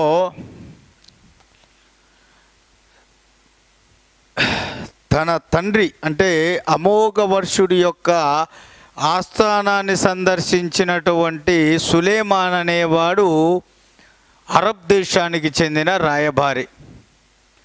మరి అమోఘవర్షుడు కుమారుడైన మూడవ ఇంద్రుడి యొక్క ఆస్థానాన్ని కూడా ఒక అరబ్ దేశానికి చెందిన రాయబారి, అరబ్ దేశానికి చెందిన రాయబారి అనేటటువంటి వాడు సందర్శించడం జరుగుతుంది. మరి ఎవరు ఆయన? అరబ్ దేశానికి చెందినటువంటి రాయబారి ఎవరు అనేది ఇక్కడ మనం చూసుకున్నట్లయితే ఈ యొక్క అరబ్ దేశానికి చెందిన రాయబారి పేరు ఆల్ మసూది. అరబ్ దేశానికి చెందిన సులేమాన్ అనే రాయబారి అమోఘవర్షుడి ఆస్థానాన్ని సందర్శిస్తే అదే అరబ్ దేశానికి చెందిన రాయబారైన ఆల్ మసూది అమోఘవర్షుడు కుమారుడైన మూడవ ఇంద్రుడి యొక్క ఆస్థానాన్ని సందర్శించడం అనేది జరిగింది. మరి అంతేకాదు ఇక్కడ ఈ యొక్క ఆల్ మసూది అనేవాడు మనోన్ని మాలిక్ ఉల్ ముల్క్ గా తన యొక్క రచనల్లో అభివర్ణించడం జరిగింది. మాలిక్ ఉల్ ముల్క్ ఎవరిని? మూడవ ఇంద్రుణ్ణి మాలిక్ ఉల్ ముల్క్గా అభివర్ణించడం జరిగింది. మాలిక్ ఉల్ ముల్క్ అంటే ఇక్కడ ప్రపంచాధిపతి. మాలిక్ ఉల్ ముల్క్ అంటే ఇక్కడ ప్రపంచాధిపతి అని చెప్పేసి అర్థం. మాలిక్ ఉల్ ముల్క్ ప్రపంచాధిపతి, ప్రపంచాధిపతిగా లేదా మాలిక్ ఉల్ ముల్క్గా మూడవ ఇంద్రుణ్ణి అభివర్ణించినటువంటి వాడు ఎవరయ్యా అంటే ఆల్ మసూది అని చెప్పేసి మీరు ఇక్కడ క్లియర్గా ఇక్కడ గుర్తుంచుకోవాలి. సో ఈ మూడవ ఇంద్రుడు కనౌజ్పై దాడి చేసి, ఉత్తర భారతదేశంలో కనౌజ్ ప్రాంతంపై దాడి చేసి కనౌజ్ మీద ఆధిపత్యాన్ని సంపాదిస్తాడు. ఇతను కూడా ఉత్తర భారతదేశంలో గంగా నది పరివాహక ప్రాంతంలో శక్తివంతమైన సంపద పరంగా ప్రసిద్ధిగాంచిన ప్రాంతం కనౌజ్. ఆ కనౌజ్ ప్రాంతం మీద దండయాత్ర చేసి ఈ యొక్క అత్యంత కీలకమైనటువంటి ఆ ప్రాంతాన్ని పొందుతాడు, దాని మీద ఆధిపత్యాన్ని సంపాదిస్తాడు. ఇక రెండవ కృష్ణుడు. ఈ రెండవ కృష్ణుడి కాలంలోనే, ఇతని వారసుడుగా వచ్చిన రెండవ కృష్ణుడి కాలంలోనే ఈ రాష్ట్రకూటుల యొక్క పేరు ప్రతిష్టలు మొత్తం అత్యున్నతమైన స్థాయికి దిగజారిపోవడం జరిగింది. రాష్ట్రకూట రాజుల్లో ఒక్క వీని కాలంలోనే రాష్ట్రకూటులు ఇన్ని రోజులు సంపాదించుకున్నటువంటి పేరు ప్రఖ్యాతలు అనేటటువంటివి దిగజారిపోవడం జరిగింది. పేరు ప్రఖ్యాతలు దిగజారిపోవడం జరిగింది. ఎవరి కాలంలో అంటే రెండవ కృష్ణుడి కాలంలో. ఎవరి కాలంలో? రెండవ కృష్ణుడి కాలంలో దిగజారిపోవడం అనేది జరిగింది. ఇక్కడ ఈ విషయాన్ని కూడా మీరు అర్థం చేసుకోవాలి. ఎందుకు దిగజారిపోయాయి అంటే అత్యంత కీలకంగా వీడు నిరంతరము ప్రతిహార, కళింగ, మగధ ప్రాంత పాలకులతో నిరంతరం యుద్ధాలు చేశాడు. అన్ని యుద్ధాల్లో కూడా ఓడిపోవడమే. ప్రతిహార పాలకులతో, కళింగ పాలకులతో, మగధ అంటే పాటలీపుత్ర పాలకులతో వీడు నిరంతరం యుద్ధాలు చేశాడు. ఆ యుద్ధాల్లో ఓడిపోయాడు. ముఖ్యంగా ఇందులో ప్రతిహార రాజైన మిహిర భోజుడి చేతిలో ఓడిపోవడం ఒకటి. ఇక్కడ తూర్పు లేదా వేంగి చాళుక్య రాజైన గుణగా విజయాదిత్యుడి చేతిలో ఓడిపోవడం. ఇక మూడవది దారుణం ఏంటంటే చోళ చక్రవర్తి అయిన ఈ యొక్క మొదటి పరాంతక చోళుడు చేతిలో ఓటమి. ఇటు ప్రతిహార, కళింగ, మగధ ప్రాంత పాలకులతో నిరంతర యుద్ధాలు చేయడం, యుద్ధాలు మొత్తం ఓడిపోవడం, ముఖ్యంగా అందులో ప్రతిహార రాజు అయిన మిహిర భోజుడి చేతిలో ఓడిపోవడం, తూర్పు లేదా వేంగి చాళుక్య రాజైన గుణగా విజయాదిత్యుడు, అంటే తూర్పు చాళుక్యుల్లో గొప్పవాడు, తూర్పు చాళుక్య రాజులందరిలో గొప్పవాడు గుణగా విజయాదిత్యుడు. ఈ గుణగా విజయాదిత్యుడు చేతిలో కూడా ఓడిపోవడం, చోళుల్లో ఉత్తర మేరూరు శాసనాన్ని వేయించిన మొదటి పరాంతక చోళుడి చేతిలో కూడా ఓడిపోవడం. అందులో మొదటి పరాంతక చోళుడికి మరియు రెండవ కృష్ణుడికి 916లో క్రీస్తు శకం 916లో జరిగిన యుద్ధమే వల్లాల యుద్ధం. 916లో జరిగిన యుద్ధం వల్లాల యుద్ధం. ఈ వల్లాల యుద్ధంలోనే చోళరాజైన మొదటి పరాంతక చోళుడు రాష్ట్రకూట రాజైన రెండవ కృష్ణుడిని ఓడించడం అనేది జరిగింది. అంటే ఒక్క మాటలో చెప్పాలంటే రాష్ట్రకూట సామ్రాజ్యపు భూభాగాలనేవి ప్రతిహారులకు, కళింగ పాలకులకు, మగధ పాలకులకు, తూర్పు లేదా వేంగి చాళుక్యులకు, చోళ పాలకులకు అన్నీ కోల్పోయింది దాదాపు ఎవరి కాలంలో అంటే రెండవ కృష్ణుడు. అందుకనే రెండవ కృష్ణుడి కాలంలో ఇవన్నీ కూడా రాష్ట్రకూటుల యొక్క పేరు ప్రతిష్టలు అనేవి అత్యంత తక్కువ స్థాయికి దిగజారిపోవడం అనేది జరిగిందని ఈ కారణాల ద్వారా మనం చెప్పవచ్చును. ఇక రాష్ట్రకూట తర్వాత మూడవ కృష్ణుడు. ఈ మూడవ కృష్ణుడి కాలంలో ఇక్కడ రాష్ట్రకూటుల ప్రాబల్యం అత్యున్నతమైన స్థాయికి చేరుకున్నాయి. రాష్ట్రకూటుల యొక్క ప్రాబల్యాన్ని ఈ రెండవ కృష్ణుడి తర్వాత వచ్చినటువంటి మూడవ కృష్ణుడు అనేటటువంటి వాడు రాష్ట్రకూటుల ప్రాబల్యాన్ని అత్యున్నతమైనటువంటి స్థాయికి తీసుకెళ్లడం జరిగింది. దానికి కారణం ముఖ్యంగా వల్లాల యుద్ధంలో రాష్ట్రకూటులను ఓడించిన ఈ యొక్క చోళరాజైన మొదటి పరాంతక చోళుణ్ణి క్రీస్తు శకం 949లో జరిగిన తక్కోలం యుద్ధంలో ఈ యొక్క మూడవ కృష్ణుడు వాడిని ఓడించి విజయం సాధిస్తాడు.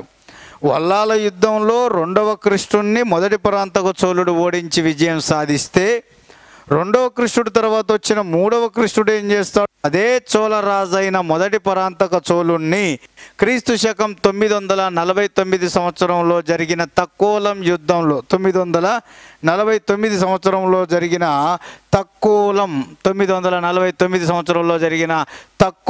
యుద్ధంలో ఈ యొక్క మూడవ కృష్ణుడు అద్భుతమైన విజయాన్ని సాధిస్తడం అనేది జరుగుతుంది. అలాగే రెండవది ఏమిటంటే ఉజ్జయిని ప్రాంతాన్ని పరిపాలించే మైపాలుడి అనే రాజును ఓడించి ఇక్కడ కూడా మనోడు విజయం సాధిస్తాడు.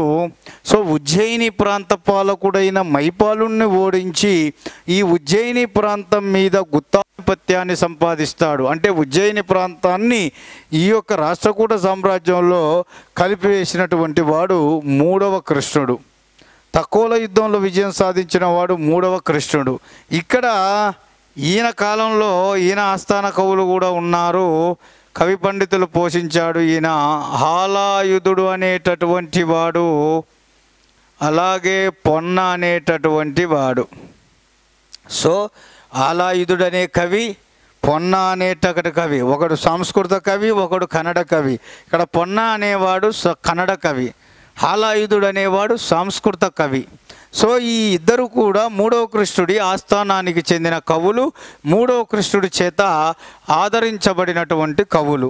మరి ఇక్కడ హాలాయుధుడు రచించిన గ్రంథం కవి రహస్యం. ఆలాయుధుడు రచించిన సంస్కృత భాషలో 3వ కృష్ణుడు ఆస్థాన కవి ఆలాయుధుడు రచించిన గ్రంథం పేరు కవిరహస్యం. మరి పొన్న అనే కన్నడ కవి కన్నడ భాషలో రచించిన గ్రంథం శాంతపురాణం. శాంతపురాణం. సో శాంతపురాణం అనేటటువంటి గ్రంథం ఎవరు రచించారు అంటే పొన్న రచించారు. పొన్న కన్నడ కవి కన్నడ భాషలో రచిస్తాడు. ఈ పొన్న అనేటటువంటి వాడు 3వ కృష్ణుడి యొక్క ఆస్థాన కవి. ఈ పొన్న అనేటటువంటి వాడు మరి ఆయన కన్నడ భాషలో రచించిన గ్రంథం శాంతపురాణం. ఈ శాంతపురాణమే మరొక పేరుతో పిలువబడ్డది భువనైక రామాభ్యుదయం. శాంతపురాణానికి మరొక పేరు భువనైక రామాభ్యుదయం. పొన్నడు రచించిన శాంతపురాణానికి మరొక పేరు భువనైక రామాభ్యుదయం అనేటటువంటి గ్రంథం. సో వీళ్ళిద్దరు కూడా ఈ ఆస్థానానికి చెందినవారే. మరి ఇతడి తర్వాత వచ్చిన కొట్టెగ, వీడొక అసమర్థ పాలకుడు. ఈ అసమర్థ పాలకుడిని అసమర్థతను ఆధారంగా చేసుకొని కొట్టెగను పరమారాశీయకుడు. ఈ కొట్టెగ అనే రాష్ట్రకూట పాలకుడిని ఇతని యొక్క అసమర్థతను అవకాశంగా తీసుకొని ఈ పరమారాశీయకుడు అనే స్వతంత్ర రాజు కొట్టెగను ఓడించి ఈ యొక్క మాన్యకేటం మీద ఆధిపత్యాన్ని సంపాదిస్తాడు. ఇక దాని తర్వాత రాష్ట్రకూటుల్లో చివరి వాడైన ఈ యొక్క కర్కుడు లేదా రాష్ట్రకూటులో చివరి వాడైన కర్కుడు, 2వ కర్కుడు లేదా ఈ యొక్క కర్కరాజు, వీని యొక్క గవర్నరు సామంతుడైన 2వ తైలపుడు అనేటటువంటి వాడు అవకాశం చూసుకొని అప్పుడు చెలరేగిన అల్లకల్లోల పరిస్థితులను అవకాశంగా తన వైపుకు మలుచుకొని ఈ యొక్క రాష్ట్రకూటుల్లో చివరి వాడైనటువంటి కర్కరాజును లేదా 2వ కర్కుణ్ణి ఈయన ఈ యొక్క ఈ కళ్యాణి చాళుక్య వంశస్థాపకుడు అయిన 2వ తైలపుడు అనేవాడు అవకాశం తీసుకొని వీని దగ్గర సామంతుడుగా ఉన్నటువంటి ఈ కళ్యాణి చాళుక్యుడు కర్కరాజును వధించి ఈ యొక్క రాష్ట్రకూట సామ్రాజ్యాన్ని అంతం చేసి కళ్యాణి చాళుక్యుల వంశాన్ని స్థాపిస్తాడు. అలా రాష్ట్రకూటుల వంశ పతనానికి ప్రధాన కారణమైన రాజవంశం ఎవరంటే కళ్యాణి చాళుక్యులు. రాజు ఎవరు? కారణమైన రాజు అంటే కళ్యాణి చాళుక్యుల వంశస్థాపకుడైన ఈ యొక్క మన 2వ తైలపుడు అని చెప్పాలి. అలా ఈ రాష్ట్రకూటుల వంశాన్ని ఇతడు నిర్మూలిస్తాడు. 2వ తైలపుడు ఏ వంశస్థాపకుడు అంటే కళ్యాణి చాళుక్య వంశస్థాపకుడు. ఇది మనకు రాష్ట్రకూటులకు సంబంధించిన రాజుల యొక్క సమాచారం. నెక్స్ట్ కొన్ని అంశాలు ఉన్నాయి పరిపాలన, అవి చూద్దాం. రైట్ మిత్రులారా, సో మరి ఇక్కడ రాష్ట్రకూటుల్లో వీరికి సంబంధించిన రాజులకు సంబంధించినటువంటి సమాచారం చూసాం. మరి వీరి యొక్క పరిపాలనా విధానం, మరి అందులో ప్రధానంగా పరిపాలనా విధానంలో వీళ్ళ కాలం నాటి రాజకీయ పరిస్థితులు ఏమిటి, వీరి కాలం నాటి సామాజిక పరిస్థితులు ఏమిటి, వీరి కాలం నాటి ఆర్థిక పరిస్థితులు ఏమిటి, వీరి కాలం నాటి మత పరిస్థితులు ఏమిటి,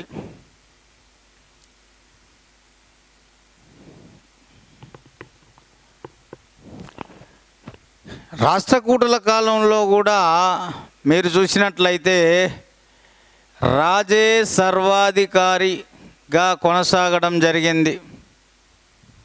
కానీ రాజు సర్వాధికారిగా కొనసాగినా కూడా వీరి కాలంలో పరిపాలన కొంత భాగం రాజుల ఆధీనంలో, మరికొంత భాగం రాజుల యొక్క సామంతుల ఆధీనంలో ఉండడం జరిగిందట. సో రాష్ట్రకూటుల యొక్క పరిపాలనా విధానం చూస్తే అందులో రాజకీయ పరిస్థితులు అనేది ఒకసారి గమనిస్తే రాజే సర్వాధికారి, కానీ ఇక్కడ పరిపాలనలో ఒక చిన్న మార్పు చోటు చేసుకోవడం జరిగింది. ఏమిటిదా మార్పు అంటే, రాష్ట్రకూటుల యొక్క కాలంలో పరిపాలనలో కొంత భాగం రాజుల యొక్క ఆధీనంలో ఉంటే మరికొంత భాగం సామంతుల యొక్క ఆధీనంలో పరిపాలన అనేది ముందుకు వెళ్ళడం అనేది జరిగిందట. మరి ఇక్కడ అత్యంత కీలకమైనటువంటి విషయాన్ని మనం ఇక్కడ గమనించినట్లయితే, ఒకసారి చూసినట్లయితే మిత్రులారా, ఈ యొక్క సామంతులు ఎవరైతే ఉన్నారో ఈ సామంతులు రాజ్యానికి ఇక్కడ ఆదాయం అనేది ఎక్కువగా ఈ రాజు కింద సామంతులు ఎవరైతే ఉన్నారో ఈ సామంతులు చెల్లించే కప్పం ద్వారా ఆనాటి రాష్ట్రకూటుల యొక్క రాజ్యానికి ఆదాయం ఎక్కువగా రావడం జరిగిందట. రాష్ట్రకూటుల కాలంలో రాజుల కింద సామంతులుగా ఉన్నటువంటి ఎవరైతే పరిపాలకులు ఉన్నారో సామంత పాలకులు, వాళ్ళు తమ యొక్క రాజుకు చెల్లించేటటువంటి కప్పం ఏదైతే ఉందో ఆ కప్పం ద్వారా రాజ్యానికి ఎక్కువ మొత్తంలో ఆదాయం అనేది రావడం జరిగేదట. అంటే రాష్ట్రకూటుల కాలంలో రాజ్యానికి సామంతులు రాజులకు చెల్లించే కప్పం ద్వారా ఎక్కువ ఆదాయం వస్తుందన్న విషయాన్ని మనకు వివరించడం అనేది జరిగింది. మరి రాష్ట్రకూటుల కాలంలో రాజు సర్వాధికారి, ఇక్కడ కూడా మనకు కేంద్రీకృత పరిపాలనా వ్యవస్థను వీరు మనకు అనుసరించడం జరిగింది, కేంద్రీకృత పరిపాలన వ్యవస్థను. అలాగే ఎట్ ది సేమ్ టైం నిరంకుశ పరిపాలన వ్యవస్థను, కేంద్రీకృత పరిపాలన వ్యవస్థను, నిరంకుశ పరిపాలన వ్యవస్థను ఇక్కడ కూడా వీరు అనుసరించడం జరిగింది. వీరు కూడా అత్యంత కీలకంగా తమ యొక్క రాజ్యాన్ని పరిపాలనా సౌలభ్యం కొరకు రాష్ట్రాలు, విషయాలు, అలాగే గ్రామాలుగా విభజించడం జరిగింది. వీళ్ళు కూడా రాష్ట్రకూటులు కూడా తమ పరిపాలనా సౌలభ్యం కొరకు తమ సామ్రాజ్యాన్ని రాష్ట్రాలుగా, రాష్ట్రాలను విషయాలుగా, విషయాలను గ్రామాలుగా, ఇక్కడ రాజ్యానికి రాజు లేదా చక్రవర్తి, రాష్ట్రాలకు రాష్ట్రపతి, మహాసామంత, మహామండలేశ్వర. సో రాష్ట్రాల మీద రాష్ట్రపతి లేదా మహాసామంత లేదా మహామండలేశ్వర అనేటటువంటి పేర్లతో ఈ యొక్క పిలువబడినటువంటి అధికారులు ఈ రాష్ట్రాల మీద నియమించబడ్డారట. సో మరి ఇక్కడ విషయాల మీద చూస్తే ఇక్కడ విషయపతి అలాగే భోగపతి. సో విషయాల మీద విషయపతి లేదా భోగపతి అనేటటువంటి వారు వీరు ముఖ్యంగా ఈ విషయాల మీద పరిపాలన పర్యవేక్షణ అధికారులుగా నియమించబడడం జరిగిందట. ఇక గ్రామాలలో గ్రామాధికారి అనేటటువంటి వాడు ఉన్నాడు. అందులో ముఖ్యంగా కరణం అనేటటువంటి వాడు. సో గ్రామాధికారిగా పిలువబడ్డవాడు ఈ గ్రామాల మీద పూర్తి పరిపాలన చేసేవాడు. అతడు మనకు ఆయన తర్వాత కరణం అనేటటువంటి వాడు. ఇక్కడ గ్రామాధికారి పేరు మనకి ఇవ్వలేదు, సెకండ్ ప్లేసు అయిన తర్వాత కరణం అనేది మనం చెప్పుకోవచ్చును. మరి ఇందులో ఇక్కడ విషయాల మీద ఎవరైతే అధికారులుగా నియమించబడ్డారో ఈ విషయపతి భోగపతి అనేటటువంటి వారు ముఖ్యంగా తమ యొక్క రెవెన్యూ పాలనను సమర్థవంతంగా కొనసాగించడానికి ఇక్కడ దేశ గ్రామ కూట అనే రెవెన్యూ అధికారులను నియమించుకొని దేశ గ్రామ కూట అనే రెవెన్యూ అధికారులను నియమించుకొని వారి సహకారంతో విషయాల మీద అధిపతులైన విషయపతి భోగపతి వీరిద్దరూ దేశ గ్రామ కూట అనేటటువంటి రెవెన్యూ అధికారుల సహకారంతో తమ రెవెన్యూ పరిపాలనను ముందుకు తీసుకెళ్ళడం జరిగింది అనేటటువంటి విషయాన్ని ఇక్కడ మనకు వివరంగా ఇక్కడ చెప్పడం అనేది జరిగింది. సో మరి వీరి కాలంలో లాంటి సామాజిక పరిస్థితులకు సంబంధించిన సమాచారాన్ని చూద్దాం. మరి సామాజిక పరిస్థితులు అంటే ఏమిటి? వీరి కాలంలో కూడా ప్రధానంగా వర్ణ వ్యవస్థ ఉంది. వర్ణ వ్యవస్థ అంటే 4 వర్ణాలు ప్రారంభమయ్యాయి, 4 వర్ణాలు అభివృద్ధి చెందాయి. 4 వర్ణాలు బ్రాహ్మణ, క్షత్రియ, వైశ్య, శూద్ర. 4 వర్ణాలు అంటే బ్రాహ్మణ, క్షత్రియ, వైశ్య, శూద్ర. అంటే రాష్ట్రకూటుల కాలం నాటి సమాజంలో కూడా వర్ణ వ్యవస్థ తీవ్ర రూపం దాల్చింది. వర్ణ వ్యవస్థ ప్రారంభమై అభివృద్ధి చెందింది, దాని అర్థం అది. మరి అందులో ప్రధానంగా 4 వర్ణాలు. ఈ 4 వర్ణాలలో ముఖ్యంగా ఈ శూద్రులు అనేటటువంటి వాళ్ళు ఉన్నారు కదా, వీళ్ళని మనం నిమ్న కులాలని పిలిచేవారు, ఈ శూద్ర వర్ణానికి సంబంధించినటువంటి వారు. సో ఈ నిమ్న కులాలు అన్నటువంటి వారు ఎక్కువ వ్యాప్తిలోకి వచ్చారు.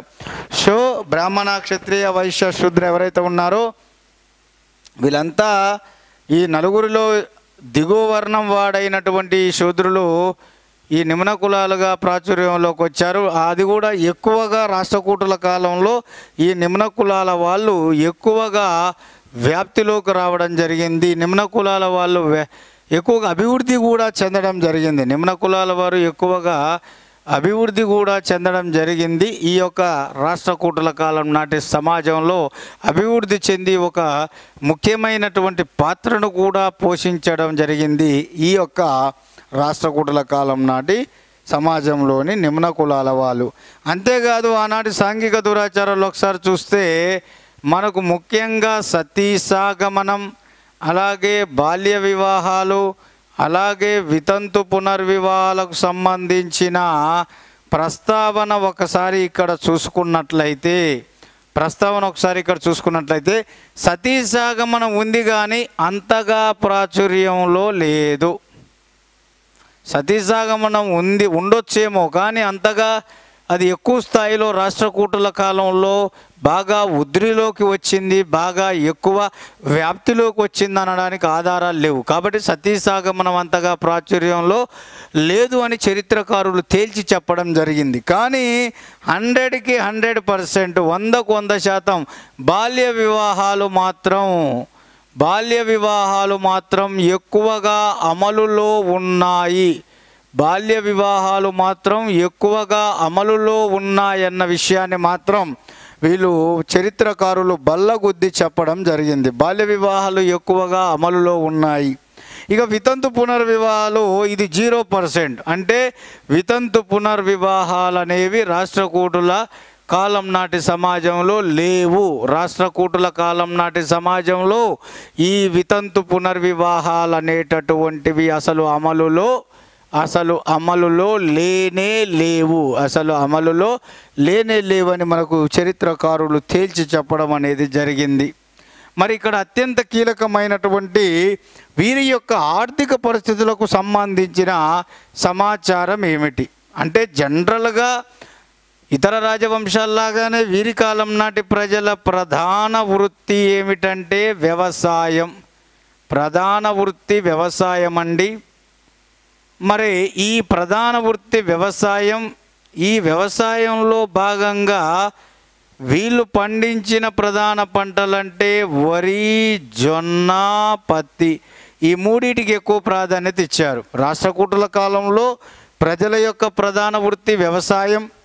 మరి ఆ యొక్క ప్రజల యొక్క ప్రధాన వృత్తి వ్యవసాయం, ప్రజల యొక్క ప్రధానమైనటువంటి పంటలు ఒకసారి చూసుకున్నట్లయితే మనకు వరి, జొన్న, పత్తి అనేటటువంటి పంటలు వీళ్ళు ఎక్కువగా పండించడం అనేది జరిగింది. చెరువులు, కాలువలు, వ్యవసాయ బావులు త్రూ వీటి ద్వారా వీరు రాష్ట్రకూటులు కూడా వీరు వ్యవసాయాన్ని చేయడం జరిగింది. వ్యవసాయంలో భాగంగా వీరు వరి, జొన్న, పత్తి వంటి పంటలను వీరు పండించుకోవడం అనేది జరిగింది. ఇక్కడ అత్యంత క్లియర్గా ఈ విషయాన్ని కూడా మీరు ఇక్కడ గుర్తుంచుకోవాలి. మరి ఇందులో భాగంగానే వీళ్ళు ప్రధాన వృత్తి వ్యవసాయం కాబట్టి, ప్రజల ప్రధాన వృత్తి వ్యవసాయం కాబట్టి ఈ ప్రజల ప్రధాన వృత్తి అయినటువంటి ఏదైతే ఉందో ఈ వ్యవసాయం బాగా అభివృద్ధి చెందింది కాబట్టి రాజ్యానికి ప్రధాన ఆదాయం కూడా ఈ యొక్క ప్రజల నుండి భూమి శిస్తుగా వసూలు చేశారు. భూమి శిస్తుగా వసూలు చేశారు. మరి వీరి కాలంలో వసూలు చేయబడిన భూమి శిస్తు ఎంత అంటే 1/4 వంతు. రాష్ట్రకూటుల కాలంలో వసూలు చేయబడిన భూమి శిస్తు ఎంత అంటే 1/4 వంతు వసూలు చేయడం జరిగింది. దాన్ని రాజ్యానికి ప్రధాన ఆదాయంగా పంపించడం అనేది జరిగింది. మరి ఈ 1/4 వంతుగా వసూలు చేసిన ఈ భూమి శిస్తును ఏమని పిలిచారంటే బాగా కర. ఇవి భూమి శిస్తు యొక్క అంటే పన్నుల పేర్లు. సో వీరి కాలంలో రాజ్యానికి ప్రధాన ఆదాయంగా భావించబడినటువంటి ఈ యొక్క వీరి కాలంలో రాజ్యానికి ప్రధాన ఆదాయంగా భావించబడినటువంటి భూమి శిస్తు 1/4 వంతు వసూలు చేయబడింది. మరి వసూలు చేయబడినటువంటి ఆ భూమి శిస్తు అనేది ఏ పేర్లతో పిలువబడ్డది అన్నప్పుడు మనకు చరిత్రకారులు ఇచ్చిన సమాచారం ప్రకారము బాగా కర అనే పేర్లతో బాగా కర అనే పేర్లతో పిలువబడ్డది అనేటటువంటి విషయాన్ని ఇక్కడ మనం చూడవచ్చును. బాగా కర అనేటటువంటి పేర్లతో కర అనేటటువంటి పేర్లతో పిలువబడ్డది అనేటటువంటి విషయాన్ని ఇక్కడ మనం చూడవచ్చును. మరి ఇక్కడ కొన్ని సందర్భాలలో వీళ్ళ కాలంలో అనావృష్టి పంటలు సరిగా పండకపోవడం, వర్షాలు రాకపోవడం వలన ఏర్పడే ఒక కరువు స్థితి ఈ అనావృష్టి. వరదలు ఎక్కువ వస్తే అతివృష్టి, వర్షాలు రాకుండా పంటలు సరిగా పండకుండా కరువు వాటిల్లిస్తే అటువంటి కరువు స్థితిని అనావృష్టి అంటాము.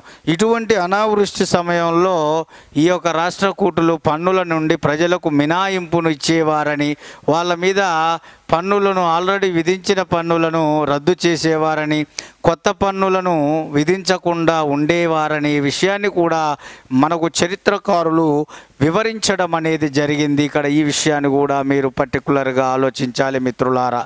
ఇక్కడ ఈ విషయం కూడా మీరు కొద్దిగా జాగ్రత్తగా ఆలోచించాలి. అనావృష్టి సమయంలో పన్నులు అనేటటువంటివి లేవు అనేటటువంటి విషయాన్ని కూడా మీరు ఇక్కడ గుర్తించాలి.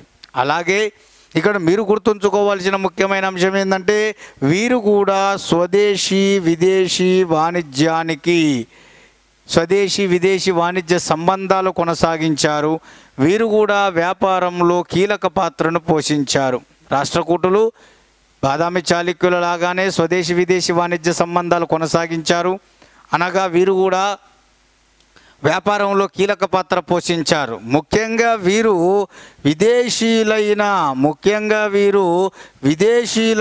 అరబ్బులతో ఎక్కువ స్థాయిలో వ్యాపార సంబంధాలు కొనసాగించారు. వీరు ముఖ్యంగా విదేశీయులైన అరబ్బులతో వ్యాపార సంబంధాలను ఎక్కువగా కొనసాగించడం అనేది జరిగింది. విదేశీ వ్యాపార సంబంధాలను ఎక్కువగా కొనసాగించడం జరిగింది. ఎవరయ్యా అంటే ఈ యొక్క అరబ్బులతోటి ఈ యొక్క రాష్ట్రకూటులు. అందుకనే విదేశీయులైన అరబ్బులతో వ్యాపార సంబంధాలను కొనసాగించుకొని అత్యంత కీలకమైన ఈ యొక్క ఐశ్వర్యవంతమైన రాజ్యంగా రాష్ట్రకూటులు తమ సామ్రాజ్యాన్ని మార్చుకోవడం జరిగింది.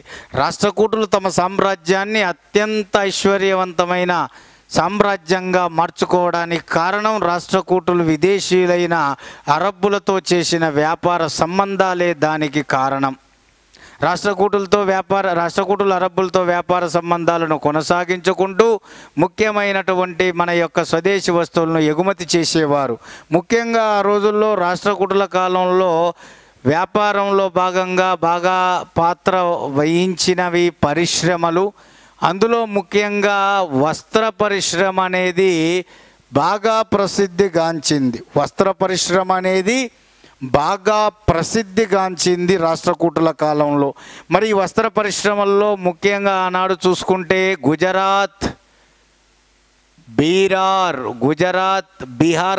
బీహార్ అలాగే తెలంగాణ ప్రాంతం. సో రాష్ట్రకూటుల కాలం నాటి ఈ యొక్క వ్యాపార పరిస్థితులను ఒకసారి మనం చూస్తే రాష్ట్రకూట కాలం నాటి వ్యాపారంలో భాగంగా పరిశ్రమలు అనేవి ఎక్కువగా అంటే ప్రధానమైనటువంటి పాత్రను పోషించడం అనేది జరిగింది. ఆ ప్రధానమైన పాత్ర పోషించినటువంటి పరిశ్రమల్లో ముఖ్యంగా అన్ని పరిశ్రమల్లో మళ్ళీ ఏది ఎక్కువ ప్రసిద్ధిగాంచింది, ఎక్కువ ప్రాధాన్యత పొందిందంటే వస్త్ర పరిశ్రమ ఎక్కువగా ప్రాధాన్యత పొందడం జరిగింది. మరి రాష్ట్రకూటుల కాలం నాటి వస్త్ర పరిశ్రమకు బాగా పేరు ప్రసిద్ధిగాంచిన ఎక్కువ ప్రాధాన్యత కలిగిన ప్రాంతాలు అన్నప్పుడు గుజరాత్, బీరార్, తెలంగాణ. గుజరాత్, బీరార్, తెలంగాణ ఈ 3 ప్రాంతాలు కూడా రాష్ట్రకూటుల కాలం నాటి వస్త్ర పరిశ్రమకు ప్రసిద్ధిగాంచిన ప్రాంతాలు. వీరి యొక్క పరిశ్రమల్లో ఇవి అత్యంత ఎక్కువైనటువంటి కీలక పాత్రను పోషించినటువంటి పరిశ్రమలుగా బాగా పేరుగాంచాయి. వీరు ఎక్కువగా అరబ్బులతో విదేశీ వ్యాపార సంబంధాలను కొనసాగించడం అనేది జరిగిందనే విషయాన్ని ఇక్కడ మనం చూడవచ్చును. మరి వీరికి సంబంధించిన మత పరిస్థితులకు సంబంధించిన సమాచారం ఏందనేది మనం ఇప్పుడు చూద్దాం.